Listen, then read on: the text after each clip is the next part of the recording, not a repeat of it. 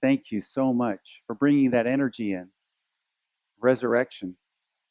Resurrection is a power, it's an energy, it's a life force, it's within us. It's always there, but something has to be activated for us to experience it. Resurrection is that dynamic power within you.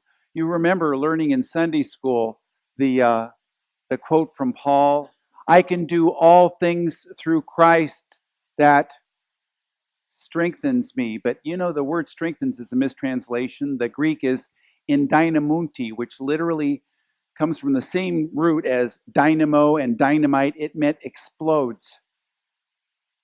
I can do all things through Christ that explodes in me, that blows me up, that that expresses in me in a completely and new and an unexpected way that we can't control. You know, we want to control.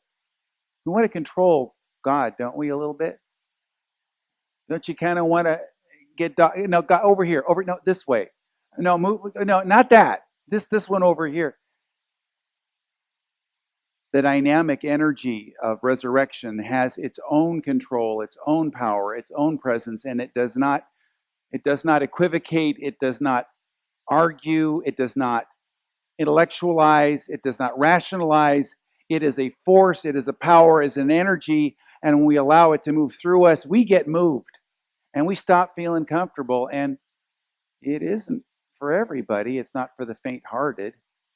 And it often comes unbidden. It often comes through situations that we judge as negative.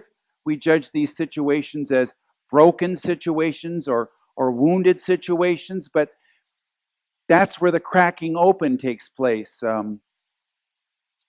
Joseph Campbell, the great mythologist and philosopher, said that Good Friday is the unshelling of us, and Easter is what comes forth from that unshelling. Can you feel that consciousness? It's the blossoming of these beautiful lilies that Harvey was talking about. You can smell the fragrance, you can see the beauty, but where'd they come from? My minister, when I was a child, read a poem, and I saved it from when I was a kid. Oh, marvel of beauty and grace, did you fall right down from heaven out of the highest place? The lily replies, no, I came not down from heaven. None gave me my saintly white. It slowly grew in the darkness out of the deepest night. From the ooze and slime of the river I won my beauty and grace. Great souls fall not, my poet. They rise to the highest place. That broken experience in your life, that that's something that brought you to this place. It does not define you, it does not limit you, but it should be honored and respected. But Easter is the story of getting past your story and into a power and a life that is beyond your story. The I am of me is beyond my story. Together, the I am of me is beyond my story. And yet there may be something of value that happened in that experience or some experience in your life. It reminds me of when I was in ministerial school and I met somebody who was a violin repair person before he got into ministry. And he told me that the greatest moment in a student violinist's life, he actually asked me, well, what do you think it was? And I said, I have no idea. And he said, it's when they drop their violin and break it or sit on it. Either way, the violin gets broken. And I'm wondering what he's getting at. And he says, what happens is this: a student violin is made out of green wood. It's unaged wood. That's part of the reason why it's so cheap. And it gets glued together in that state. And part of the reason why the violinist doesn't sound too good is because it slowly ages on the violin, glued together, and the tensions and the stresses of that slowly aging wood kind of distorts the tone. And when it gets dropped, it easily breaks because it's so tense, and it releases this dynamic energy in dynamites. It explodes with this new energy. And when I glue it back together, the parents are so upset. The child feels so guilty. But when the child brings the bow to the strings, it has a new tone and it sounds so much better. Now, your in dynamiting power, this resurrection power, that's what we're celebrating today. And when, you might feel like somebody sat on me or somebody dropped me. And that situation in your life does not define you, but it is an opportunity for you to release that Good Friday energy, that crucifixion energy, to get unshelled and to let this dynamic presence and power that is innate within you to come forth. We all know this within ourselves, and it's something that we cannot control consciously. It's what Jesus spoke of when he said it's like that wind that blows from here to there. Nobody knows where it's coming from. Nobody knows where it's going. And it's like that. It's inexplicable. He said, I came to bring the peace that passes all understanding, which literally means the peace that makes no rational sense at all, because it's not conditional. It's not dependent on conditions.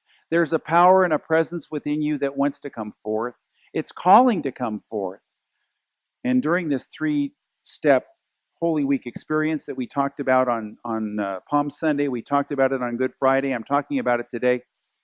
This is the whole process of spiritual growth. We set an intention to grow, and that was what Palm Sunday was about, that moving forward with a spiritual intention. And I hope you know what yours was or is. And then on Good Friday, we release everything unlike it. We release and allow to be unleashed this power, but we have to let that go. And then Easter is the fulfillment where this energy comes forth. But think about it. Think about the lily. Where did it come forth? And think about the caterpillar. You know, the butterfly is the symbol for Easter, and there's a good reason for that. Somebody once said that a butterfly looks like death to a caterpillar. That a caterpillar doesn't understand. Caterpillar's happy just crawling around on the ground, 2-dimensional, just on the ground, and it'll munch on leaves, and it's perfectly satisfied, just like you and me. We're just crawling around on the ground, 3-dimensional life. We're just munching on our leaves. But just as the caterpillar moves into the butterfly and moving from 2 dimensions to 3, we move from the 3rd-dimensional human to the 4th-dimensional divine. Just kind of let that settle in for a second. So the caterpillar doesn't really know what's going on, but it just gets dissatisfied. It's just not satisfied, and it's tired. And it's like us, and it crawls up some plant and finds some homey branch, and just stops and rests for a little bit. And then it notices that it can't see anything because it's covered with something. What is this something? It's a chrysalis. And there's total sensory deprivation. It's like Jesus's tomb. There's no light, there's no sound, there's no sign of life. But something transformative happens in the silence. And what is that? Well, it's interesting. Let's talk about the caterpillar and the butterfly. Did you know that there's not a single cell in the butterfly that wasn't in the caterpillar? A butterfly doesn't get anything added unto it to become a butterfly. It's not a caterpillar and then something's added. It's a new relationship with itself, just like that green violin, when it's broken and then it's re-glued, has a new relationship with itself. The tension is released and it starts to sing. And so the caterpillar has a new relationship with itself. But in the middle of it, you've got to embrace that process of what? Well, that caterpillar in that chrysalis becomes undifferentiated goo. And have you ever felt like that? Where all your cells, all of its cells they all break apart and then they reconfigure in a new way. And you've got to embrace the ambiguity, the uncertainty, the I don't know-ness, if there was such a word, of that process, that in-between process. And you may be a butterfly in training, which means you feel like undifferentiated goo and you're in the dark and you don't know what's going on. But you know something's happening. And the something that's happening is the awakening and the quickening that opens you up to what? To becoming that butterfly, to singing like that violin. You know how many of you have read the story Jonathan Livingston Seagull? Remember that? And you remember that what was the difference between Jonathan Livingston Seagull at the beginning of the story and Jonathan Livingston Seagull at the end of it after his transformation? Nothing was added to him. He looked exactly the same. There was no difference except for he had a new relationship with himself, like the green violin, like the caterpillar and the chrysalis. And he had the capacity to finally do what? Soar. He wasn't just flying anymore. And the rest of the seagulls did not understand. And you will understand that not only do you feel like undifferentiated goo and that you become a butterfly and understand the world around you will not always understand what you're doing. I mean, if you don't understand what you're doing, how can they? It's part of that divine uncertainty, but you've got to let go and surrender into that possibility. But sometimes it takes a conscious shock. It takes feeling like you've been sat on or somebody's dropped you. It takes that moving into that chrysalis experience. And a Unity minister that I knew, he was very successful. He was very happy. He was writing an Easter letter to his congregation, kind of a thank you for all that they had been. But he said, this week I looked at my life and I remember myself as a recovering addict. I remember myself many years ago.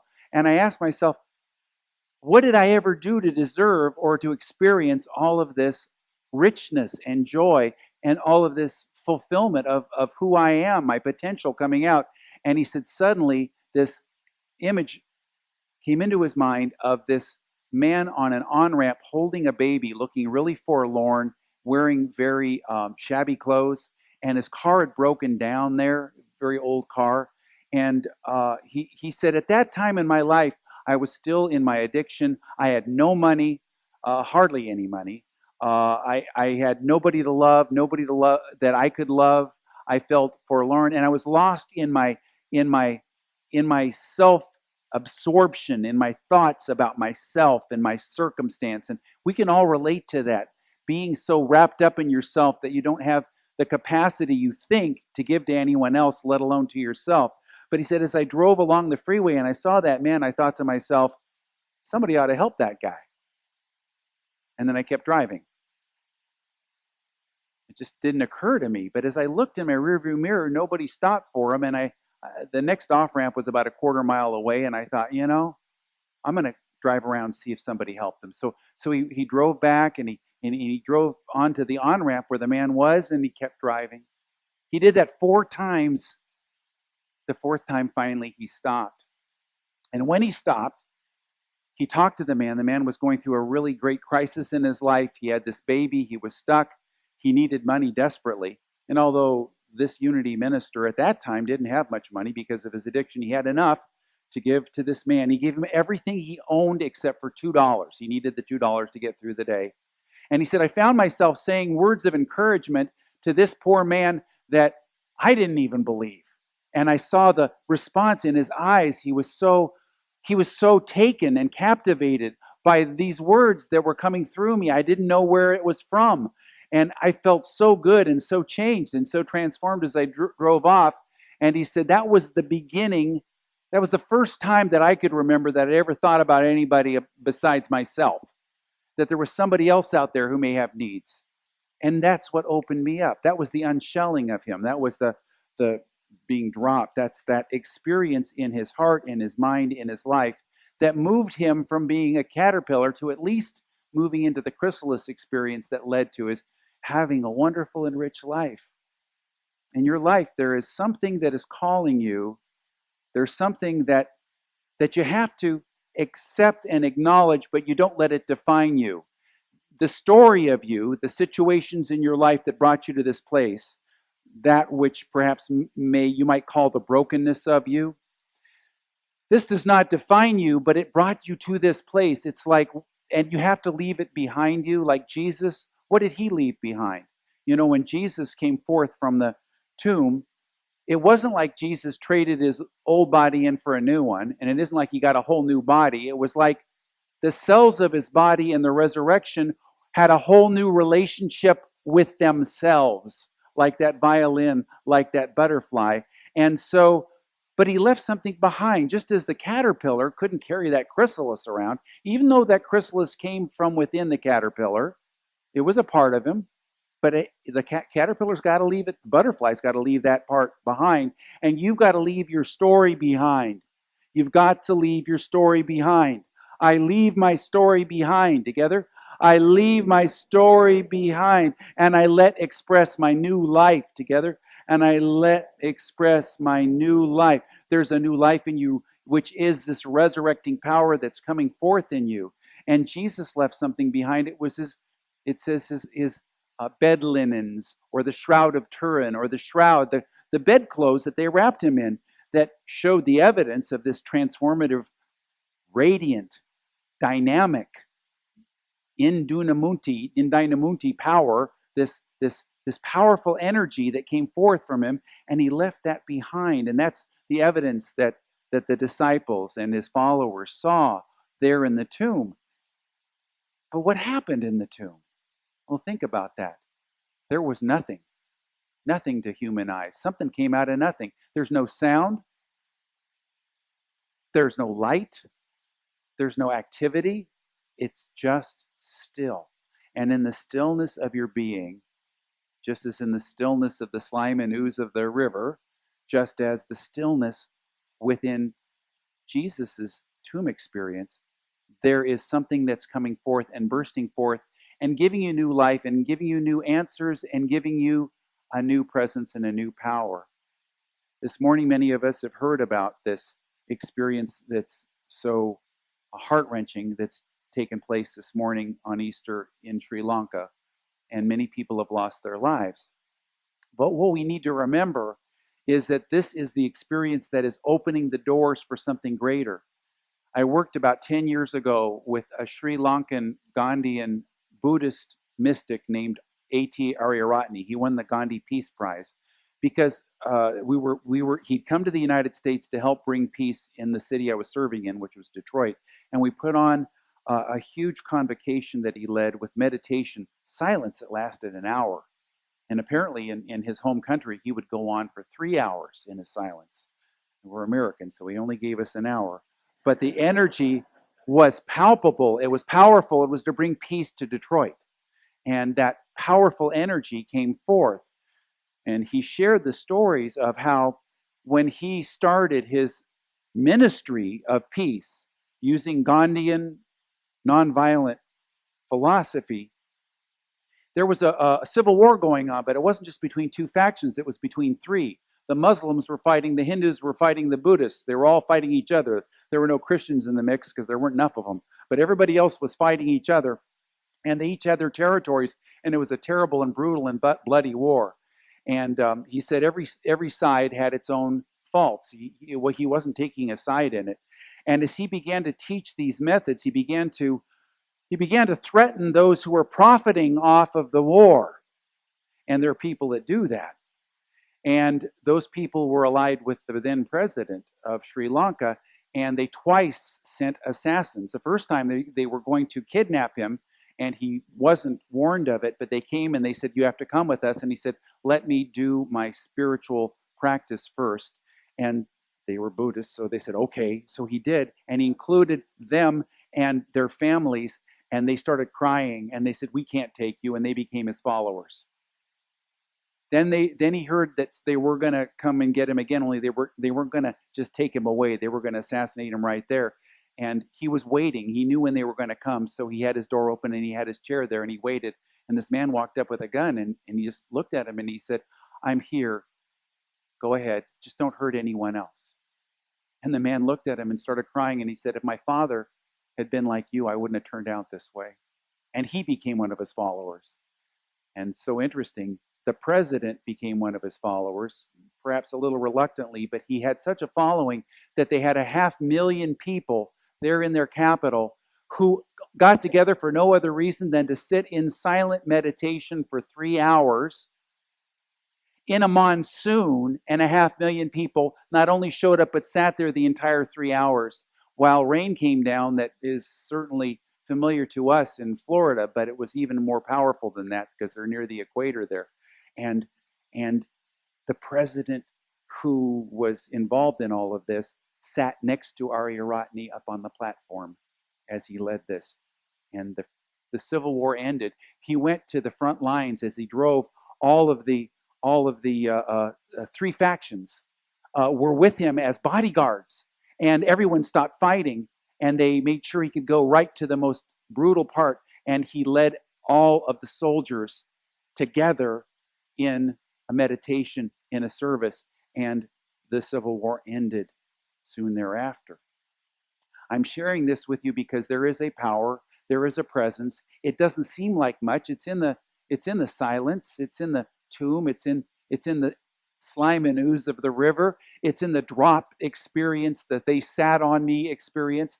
It feels like undifferentiated goo sometimes, but we've got to let go of our understanding that somehow we're in control of it. And when we let this power come forth in us, something happens, and it can change not only ourselves, but it can be a power in this world, but not according to our own direction. There's an early church tradition that was handed down. In fact, they used to perform this in the early church services in the first 2 centuries AD. It was a song called the Dance of Jesus, and church tradition said that Jesus taught this to the disciples, not only the song, but the dance. And Gustav Holst, the famous composer, actually composed an entire piece for a half an hour around some of the lyrics of this. But I want to read this to you because it talks about the energy that comes forth, that's a spontaneous energy that cannot be controlled, it's irrepressible. This is Jesus singing. I am the Word who has played and danced everything into being. Now respond to my dancing. Understand my dance by dancing yourselves. Now, if you don't dance, you'll never know what's being done. I would play my flute for you. So now, all of you, dance. Everyone, your nature is to dance. So dance, you, dance. Good Friday, we talked about the 7 last words of Jesus, and we talked about when that explosive power began to be unleashed, when that unshelling happened. It's when Jesus said, "It is finished," the 7th of the 7 last words. But I didn't read what happened right afterwards. It says that the centurion, the Roman centurion that was at his foot of his cross, noticed how he cried out and saw the manner of his death and said, "Surely this man is the Son of God." At which moment, the curtain in the temple was torn from top to bottom. And this symbolized something. You see, the curtain in the temple, do you know what it hid from view? The Ark of the Covenant. How many people know about the Ark of the Covenant? How about Indiana Jones? You know about Indiana Jones?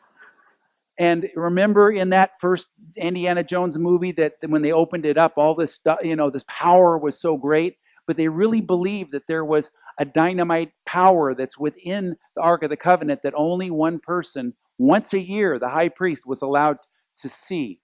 And it was really considered almost radioactive.